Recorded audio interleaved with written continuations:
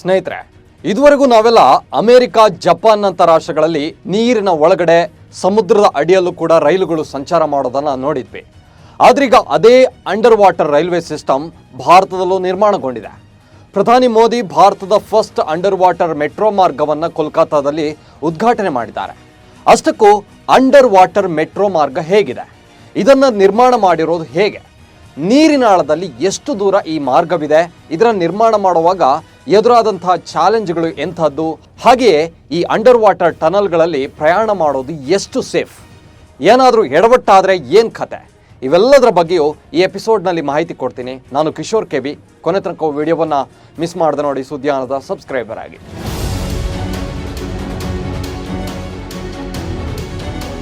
ಪಶ್ಚಿಮ ಬಂಗಾಳ ರಾಜಧಾನಿ ಕೋಲ್ಕತ್ತಾದ ಬಳಿ ಹೌರಾ ಅನ್ನೋ ಇನ್ನೊಂದು ನಗರ ಇದೆ. ಆದರೆ ಕೋಲ್ಕತ್ತಾದಲ್ಲಿರೋ ಅದೆಷ್ಟೋ ಮಂದಿ ಉದ್ಯೋಗಕ್ಕೆ ಅಂತ ನಿತ್ಯವೂ ಹೌರಾಗೆ ಪ್ರಯಾಣಿಸ್ತಾರೆ. ಹೌರಾದಿಂದಲೂ ಸಾಕಷ್ಟು ಸಂಖ್ಯೆಯಲ್ಲಿ ಜನರು ಕೋಲ್ಕತ್ತಾಗೆ ಬರ್ತಾರೆ.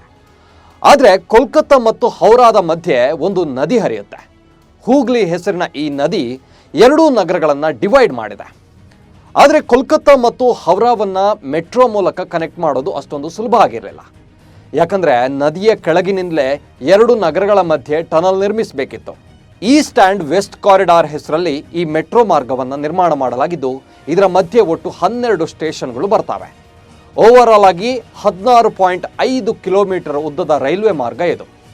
ಆದರೆ ಹೂಗ್ಲಿ ನದಿಯಲ್ಲಿ ಅಂಡರ್ ವಾಟರ್ ರೈಲು ಟನಲ್ ನಿರ್ಮಿಸೋದಕ್ಕೆ ಒಂದಷ್ಟು ಚಾಲೆಂಜ್ಗಳು ಎದುರಾಗಿತ್ತು.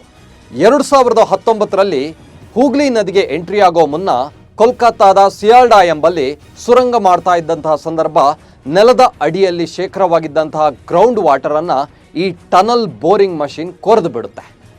ಇದರಿಂದ ಭಾರಿ ಪ್ರಮಾಣದಲ್ಲಿ ನೀರು ಸೋರಿಕೆಯಾಗಿತ್ತು. ಹಾಗೆಯೇ ಕೆಲ ಕಟ್ಟಡಗಳು ಕೂಡ ಕುಸಿದಿತ್ತು. ಅಂದರೆ ಭೂಮಿಯ ಅಡಿಭಾಗದಲ್ಲಿ ಕಲ್ಲು ಬಂಡೆಗಳ ಮಧ್ಯೆ ಅಥವಾ ಕೆಸರುಗಳ ಮಧ್ಯೆಯೇ ನೀರು ಶೇಖರಣೆ ಆಗಿರುತ್ತೆ. ಆ ವಾಟರ್ ಸಿಸ್ಟಮ್ ಅಲ್ಲಿ ಸೋರಿಕೆಯಾಗಿತ್ತು. ನಂತರ ಆ ಭಾಗದಲ್ಲಿ ಟನಲ್ ನಿರ್ಮಾಣವನ್ನು ಕಂಪ್ಲೀಟ್ ಆಗಿ ಸ್ಟಾಪ್ ಮಾಡಲಾಗುತ್ತೆ. ಅದಾದಮೇಲೆ ಇನ್ನೊಂದು ಮಾರ್ಗದಲ್ಲಿ ಎಲಿವೇಟೆಡ್ ಕಾರಿಡಾರನ್ನು ನಿರ್ಮಿಸಿ ಹೂಗ್ಲಿ ನದಿಗೆ ಮೆಟ್ರೋ ಮಾರ್ಗವನ್ನು ಕನೆಕ್ಟ್ ಮಾಡಲಾಗುತ್ತೆ. ಹೂಗ್ಲಿ ನದಿಯಿಂದ ಅಂಡರ್ ವಾಟರ್ ಟನಲನ್ನು ನಿರ್ಮಿಸಲಾಗುತ್ತೆ. ನದಿಯ ಸುಮಾರು 30 ಮೀಟರ್ ಕೆಳಭಾಗದಲ್ಲಿ ಮೆಟ್ರೋ ರೈಲಿಗೆ ಟನಲ್ ನಿರ್ಮಾಣವಾಗಿದೆ. ನದಿಯ ಅಡಿಯಲ್ಲಿ ಸುಮಾರು 520 ಮೀಟರ್ ದೂರ ಈ ಮೆಟ್ರೋ ಟನಲ್ ಇದೆ. ಇಲ್ಲಿ ಇನ್ನೊಂದು ವಿಚಾರವನ್ನು ಹೇಳಲೇಬೇಕು. ನದಿಯ ಕೆಳಗೆ ಟನಲ್ ನಿರ್ಮಾಣ ಅಂದ ಕೂಡಲೇ ಇಲ್ಲೇನು ನೀರು ಈ ಟನಲನ್ನು ಆವರಿಸಿಲ್ಲ. ಮೆಟ್ರೋ ಮಾರ್ಗವನ್ನು ನದಿಯ ನೀರು ಆವರಿಸಿರೋದಿಲ್ಲ. ನದಿಯ ಕೆಳಭಾಗದಲ್ಲಿರುವಂತಹ ನೆಲದ ಒಳಗಡೆ ಈ ಸುರಂಗವನ್ನು ಕೊರೆದಿರೋದು. ನದಿಯ ಮೇಲ್ಭಾಗಕ್ಕೂ ನದಿಯ ಕೆಳಗಿರುವಂತಹ ನೆಲಭಾಗಕ್ಕೂ ಒಟ್ಟು 13 ಮೀಟರ್ ಡಿಸ್ಟೆನ್ಸ್ ಇದೆ. ಅಂದರೆ ಇದರ ಮಧ್ಯೆ ಮೆಟ್ರೋ ಟನಲ್ ಇಲ್ಲ.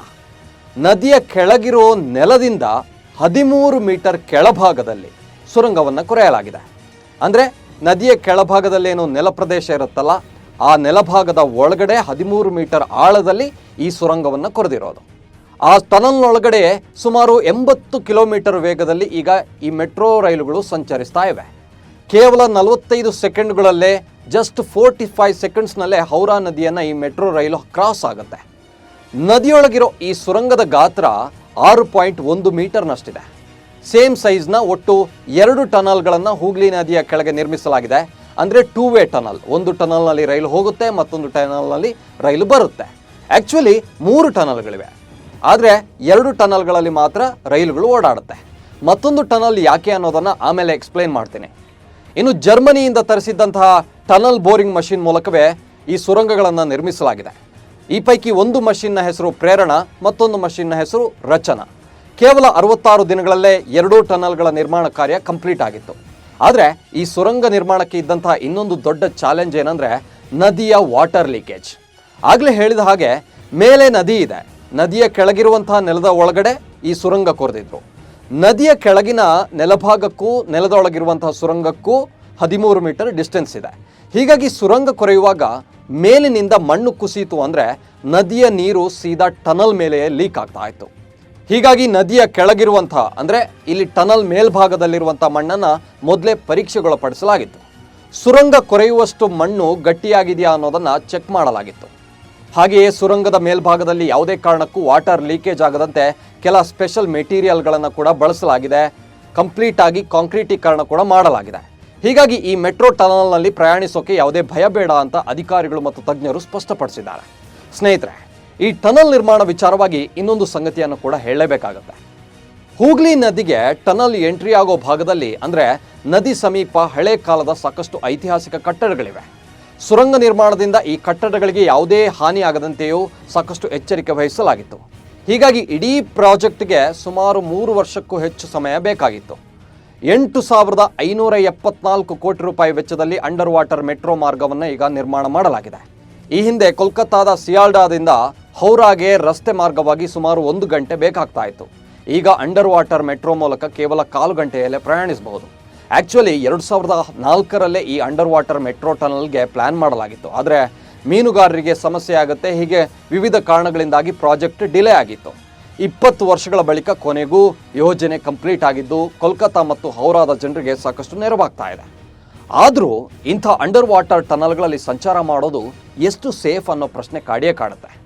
ಏನಾದರೂ ಟೆಕ್ನಿಕಲ್ ಪ್ರಾಬ್ಲಮ್ ಆದರೆ ಕತೆ ಏನು? ಪ್ರಯಾಣಿಕರು ಸುರಂಗದೊಳಗಡೆ ಟ್ರ್ಯಾಪ್ ಆದರೆ ಏನು ಕತೆ? ಎಷ್ಟೇ ಮುನ್ನೆಚ್ಚರಿಕಾ ಕ್ರಮ ಕೈಗೊಂಡ್ರೂ ಬೆಂಕಿ ಅವಘಡವಾದರೆ ಅಥವಾ ವಾಟರ್ ಲೀಕೇಜ್ ಆದರೆ ಏನು ಮಾಡೋಕ್ಕೆ ಸಾಧ್ಯ? ಇಂಥ ಪ್ರಶ್ನೆಗಳು ನಿಮ್ಮಲ್ಲೂ ಕೂಡ ಬಂದಿರಬಹುದು. ಇದಕ್ಕೆ ಸಂಬಂಧಿಸಿ ಒಂದಷ್ಟು ಮಾಹಿತಿ ಕೊಡ್ತೇನೆ.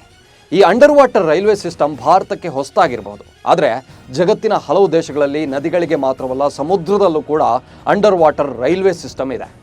ಆಗಲೇ ಹೇಳಿದ ಹಾಗೆ ಟನಲ್ ನಿರ್ಮಾಣಕ್ಕೂ ಮುನ್ನ ಆ ಜಾಗದ ಭೌಗೋಳಿಕ ಸ್ಥಿತಿಯನ್ನು ಸಂಪೂರ್ಣವಾಗಿ ಅಧ್ಯಯನ ಮಾಡಲಾಗುತ್ತೆ. ಇಲ್ಲಿ ಟನಲ್ ನಿರ್ಮಿಸೋದು ಸೇಫ್ ಅಂದ ಮೇಲಷ್ಟೇ ಪ್ರಾಜೆಕ್ಟ್ ಕೈಗೆತ್ತಿಕೊಳ್ಳಲಾಗುತ್ತೆ. ಟನಲ್ ಮತ್ತು ಮೆಟ್ರೋ ರೈಲಿನ ಭಾರವನ್ನು ತಡೆದುಕೊಳ್ಳುವಷ್ಟು ಸ್ಟ್ರಾಂಗ್ ಇದ್ದರೆ ಮಾತ್ರ ನೀರಿನಾಳದಲ್ಲಿ ಟನಲ್ ನಿರ್ಮಿಸಲಾಗುತ್ತೆ. ಒಂದು ಟನಲ್ ರೈಲು ಹೋಗೋದಕ್ಕೆ ಅಂತ, ಇನ್ನೊಂದು ಟನಲ್ ರೈಲು ಬರೋದಕ್ಕೆ, ಹೀಗೆ 2 ಟನಲ್ಗಳಿರುತ್ತೆ. ಇವೆರಡರ ಮಧ್ಯದಲ್ಲಿ ಇನ್ನೊಂದು ಟನಲ್ ಕೂಡ ಇರುತ್ತೆ.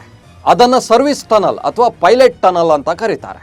ಈ ಸರ್ವಿಸ್ ಟನಲ್ ಮೂಲಕ ರೈಲುಗಳು ಸಂಚರಿಸೋ 2 ಟನಲ್ಗಳನ್ನು ಕನೆಕ್ಟ್ ಮಾಡಲಾಗಿರುತ್ತೆ. ಅಂದರೆ ಜನರು ಓಡಾಡೋಕ್ಕೆ ಪ್ಯಾಸೇಜ್ ಇರುತ್ತೆ. ಟನಲ್ಗಳು ಕಿಲೋಮೀಟರ್ ಗಟ್ಟಲೆ ಉದ್ದ ಇದೆ ಅನ್ನೋದಾದರೆ ಕೋಲ್ಕತ್ತಾದ ಟನಲ್ ಇಲ್ಲಿ 520 ಮೀಟರ್ ಉದ್ದ ಇದೆಯಷ್ಟೇ. ಜಗತ್ತಿನಲ್ಲಿ ಇನ್ನೂ ಕೆಲ ಟನಲ್ಗಳು ಕಿಲೋಮೀಟರ್ ಗಟ್ಟಲೆ ಉದ್ದ ಇವೆ. ಹೀಗಾಗಿ ಪ್ರತಿ 200 ಮೀಟರ್ ಅಥವಾ 400 ಮೀಟರ್ಗೊಮ್ಮೆ 3 ಟನಲ್ಗಳನ್ನು ಕನೆಕ್ಟ್ ಮಾಡೋ ಪ್ಯಾಸೇಜ್ ನಿರ್ಮಿಸಲಾಗಿರುತ್ತೆ. ಇದರಿಂದಾಗಿ 2 ಕಾರ್ನರ್ಗಳಲ್ಲಿ ವೇಗವಾಗಿ ಹೋಗುವಂಥ ರೈಲುಗಳಿಂದ ಉಂಟಾಗುವ ಏರ್ ಪ್ರೆಷರ್ ಈ ಪ್ಯಾಸೇಜ್ಗಳ ಮೂಲಕ ಪಾಸ್ ಆಗುತ್ತೆ. ಆಗ ಟನಲ್ನ ಒಳಗಡೆ ಏರ್ ಪ್ರೆಷರ್ ಉಂಟಾಗೋದಿಲ್ಲ. ಇನ್ನು ಮಧ್ಯಭಾಗದಲ್ಲಿರೋ ಸರ್ವಿಸ್ ಟನಲ್ ಮೂಲಕ ಫ್ರೆಶ್ ಏರ್ ಎಂಟ್ರಿ ಆಗುತ್ತೆ. ಹಾಗೆಯೇ ಸಪ್ಲಿಮೆಂಟರಿ ವೆಂಟಿಲೇಷನ್ ಸಿಸ್ಟಮ್ ಕೂಡ ಈ ಸರ್ವಿಸ್ ಟನಲ್ಗಳಲ್ಲಿ ಇರುತ್ತೆ. ಎಮರ್ಜೆನ್ಸಿ ಸಂದರ್ಭದಲ್ಲಿ ರೈಲಿನ ಜನರನ್ನು ರಕ್ಷಿಸೋಕೆ ಈ ಸರ್ವಿಸ್ ಟನಲನ್ನು ಬಳಸಲಾಗುತ್ತೆ. ಆ ಟನಲ್ನಲ್ಲಿ ಎಮರ್ಜೆನ್ಸಿ ಮತ್ತು ಮೇಂಟೆನೆನ್ಸ್ಗೆ ಅಂತಾನೆ ಸ್ಪೆಷಲ್ ವೆಹಿಕಲ್ಗಳನ್ನು ಕೂಡ ನಿಯೋಜಿಸಲಾಗಿರುತ್ತೆ. ಅಗ್ನಿಶಾಮಕ ದಳ ಕೂಡ ಇರುತ್ತೆ. ಸರ್ವಿಸ್ ಟನಲ್ನಲ್ಲಿ ನೀರನ್ನು ಕೂಡ ಸಂಗ್ರಹಿಸಿಟ್ಟಿರ್ತಾರೆ.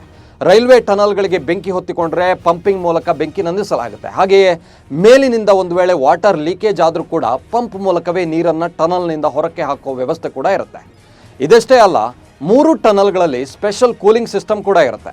ಜೊತೆಗೆ ಅಗ್ನಿ ಅವಘಡವನ್ನು ಡಿಟೆಕ್ಟ್ ಮಾಡುವಂಥ ಕೂಡಲೇ ಮೆಸೇಜ್ ಪಾಸ್ ಮಾಡುವಂಥ ಫೈರ್ ಸೆನ್ಸಾರ್ ಸಿಸ್ಟಮನ್ನು ಕೂಡ ಇಲ್ಲಿ ಫಿಕ್ಸ್ ಮಾಡಿರ್ತಾರೆ. ಒಂದು ವೇಳೆ ರೈಲುಗಳು ಸಂಚಾರ ಮಾಡೋ ಟನಲ್ಗಳಲ್ಲಿ ಬೆಂಕಿ ಹೊತ್ತಿಕೊಳ್ತು ಅಂದರೂ ಕೂಡ ರೆಸ್ಕ್ಯೂ ಮಾಡೋ ಸರ್ವಿಸ್ ಟನಲ್ಗೆ ಯಾವುದೇ ಸಮಸ್ಯೆ ಆಗೋದಿಲ್ಲ. ರೈಲುಗಳ ಟನಲ್ನಿಂದ ಸರ್ವಿಸ್ ಟನಲ್ಗೆ ಬೆಂಕಿಯಷ್ಟೇ ಅಲ್ಲ, ಹೊಗೆಯೂ ಎಂಟ್ರಿ ಆಗದಂತೆ ವಿಶೇಷ ತಂತ್ರಜ್ಞಾನವನ್ನು ಅಳವಡಿಸಿರ್ತಾರೆ. ಹೀಗೆ ತುಂಬ ಕೇರ್ಫುಲ್ ಆಗಿಯೇ ಅಂಡರ್ ವಾಟರ್ ರೈಲ್ವೆ ಸಿಸ್ಟಮನ್ನು ನಿರ್ಮಿಸಲಾಗುತ್ತೆ. ಹೀಗಾಗಿ ನೀವು ಕೂಡ ಕೋಲ್ಕತ್ತಾಗೆ ಹೋದರೆ ಯಾವುದೇ ಭಯ ಇಲ್ಲದೆ ಈ ಅಂಡರ್ ವಾಟರ್ ಮೆಟ್ರೋ ಟ್ರೈನ್ನಲ್ಲಿ ಪ್ರಯಾಣಿಸ್ಬೋದು. ಇವಿಷ್ಟು under water tunnel railway system ಕುರಿತಾದಂಥ ಮಾಹಿತಿ. ವಿಡಿಯೋವನ್ನು ಲೈಕ್ ಮಾಡಿ, ಸುದ್ದಿಯನ್ನು ಫಾಲೋ ಮಾಡಿ. ನಮಸ್ಕಾರ.